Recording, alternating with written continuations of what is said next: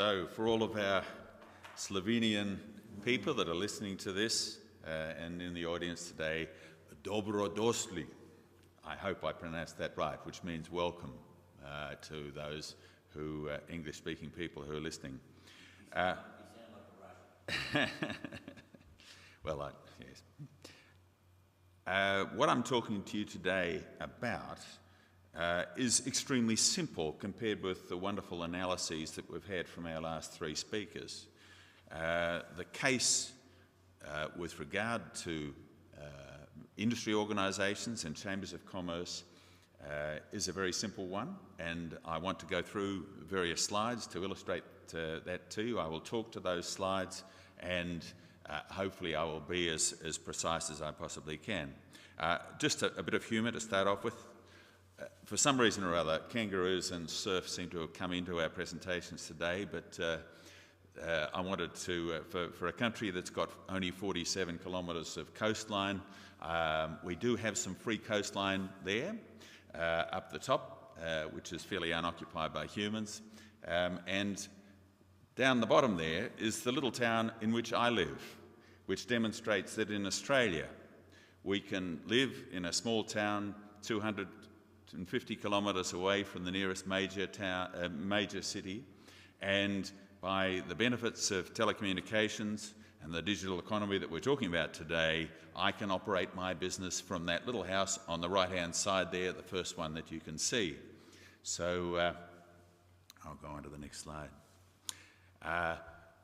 The benefits to industry organisations and chambers of commerce basically are bound by respect, relevance and revenue.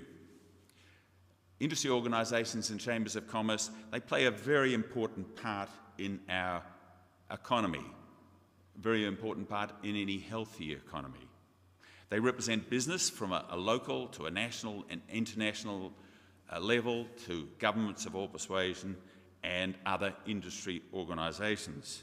They conduct essential research, they provide trade and recognition for their members, they provide feedback and response to their members, and under normal circumstances, they are some of the most respected organisations in the economy. And respect from an industry organisation or a chamber of commerce is hugely important both to their members and to the governments and other organisations that they are representing their members to. And that must be remembered, that must be well and truly understood. In troubled times, as everybody knows, industry organisations and chambers of commerce struggle to generate the respect that they deserve, and that basically comes down to a pretty simple fact that businesses will often regard the money spent on membership of IOCCs and the services that they provide as optional. It's regarded as part of marketing, and as such is looked upon as being a value proposition. And when the time comes to cut down the marketing budget, unfortunately, these organisations tend to be the first cabs off the rank. And obviously, for IOCCs, this results in decreased income, decreased capacity for research, impaired representation for member businesses, and decreased trade generated by members. And it becomes an ever-increasing spiral. A very dangerous situation for these organisations. These organisations generate the most respect when their incomes are up, their research capacity is up, and therefore their ability to represent their members is enhanced. Now, I'd just like to quickly, I know this has been done numerous times during the course of all of the presentations that have been made so far, but it's important to just go over the essential elements of UGLI. UGLI is the most powerful tool in promoting business discoverability and assisting business to market their goods and services. And it allows businesses to very specifically define the areas they want to market into, to carefully define their terms of trade. UGLI will then only market to those who accept those terms, and it allows an access to a one-stop shop of rules and regulations of the market that they are targeting. And UGLI is a coalition of global partners, national partners, and affiliates, and they recruit member businesses and share in the fees that are generated by member use of the 46 very powerful services of that the UGLI system provides. Now, how can UGLI help IOCCs, industry organisations and chambers of commerce to maintain respect by increasing their relevance? IOCCs are in an ideal position to communicate the benefits of the UGLI system to members and potential members. And IOCCs are also in an ideal position to recruit businesses into the UGLI system. Membership is free, as we've heard. As member businesses discover the benefits of being part of the UGLI system, IOCCs can then be seen to be looking after their members' needs, to be more relevant to their members. They increase their discoverability. They make their marketing more powerful and focused. They increase their capacity to trade. And if they're new members, they give them an immediate chance to start marketing into the marketplace. Some specific UGLI services can enhance IOCCs as service delivery to members. And these are very important. IOCCs can automatically provide a full spatial directory of members on their websites based on a filtered view of the UGLI fine system. So any member of an industry organisation can go into the organisation's website and have a full directory provided by the UGLI system of all of their members for their discoverability, which is a great thing, and it would be an extremely cheaper way of going about it than almost any other system that you could imagine. Once again, the members are in charge of updating their information and are also prompted to update their information, so the information is always updated and relevant. For IOCCs, if IOCCs require members to sign up to a code of conduct or observe specific industry standards like ISO 9000, IOCCs can request members to include those standards in their requests for offers. Okay, so it makes sure that trade can stay within the membership of those industry organisations or chambers of commerce.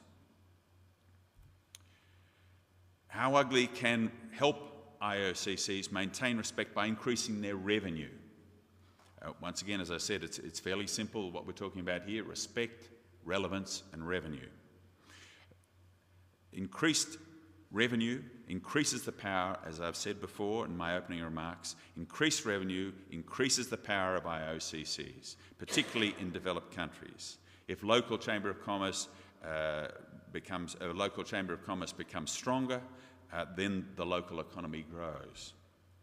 Large industry organisations have the capacity to be national partners, but more typically, IOCCs will be affiliates within this UGLI system.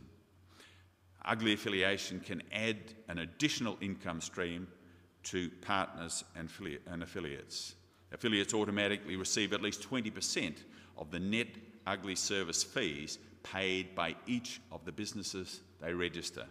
And that revenue, as we've heard before in presentations, can be both enduring and escalating, and will be.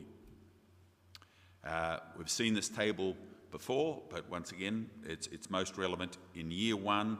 A bit over 30 cents per day will be generated by each member of the UGLI system, going up to year 5 to just under $3. Now, the multiplication effects of that by the number of members is potentially huge. For an industry organisation, we've heard before, and many industry organisations will have over 5,000 member businesses. If they are able to recruit those into the UGLI system, then the multiplication factor makes an extremely good income stream, and increasing income stream for that industry organisation. Enduring revenue. Affiliate commission payments are enduring for as long as the registered business is trading and for as long as the affiliate's website is operational. Escalating revenue. Your organisation can secure long-term and passive revenue stream that escalates as more businesses join Ugly through your organisation. Businesses use Ugly services more often, saving them money and improving their efficiency. And more Ugly services, which are being introduced progressively and developed progressively, they come onto the system and become available to the members. And their competitors use the Ugly system more, which gives a fair bit of pressure on them to keep up. An Ugly affiliate can sell a portion of its Ugly revenue stream to third parties that are registered in the Ugly system. This is hardly likely, but it's an option. If you have an escalating revenue stream, then it's not something that you're likely to give up lightly, especially a revenue stream that is as promising as that within the Ugly system. And similarly, an Ugly affiliate may buy revenue streams. So, to summarise, for IOCCs, Ugly should mean happier members, stronger financially. Okay, so in other words, the organisation is stronger financially and the members are stronger financially. They have a better marketing, they're exposed to greater markets, they have better marketing, and therefore they should be stronger. There should be more members, okay, because the industry organisations will have demonstrated their relevance to their existing members. Their existing members will say, you should come along and be part of this industry organisation, this Chamber of Commerce, because they deliver results. There should be stronger revenue to the industry organisation and therefore increased services to members and increased amounts of research and other things that that organisation, the industry organisation, is able to perform. They will have a stronger voice in the economic community in which individual IOCCs operate, and ultimately, and this is something that we should be all very aware of, this is the ultimate result of proper operation of the Ugly system. It should produce a stronger national economy in which the individual organisations, individual businesses will operate. Havala. Thank you.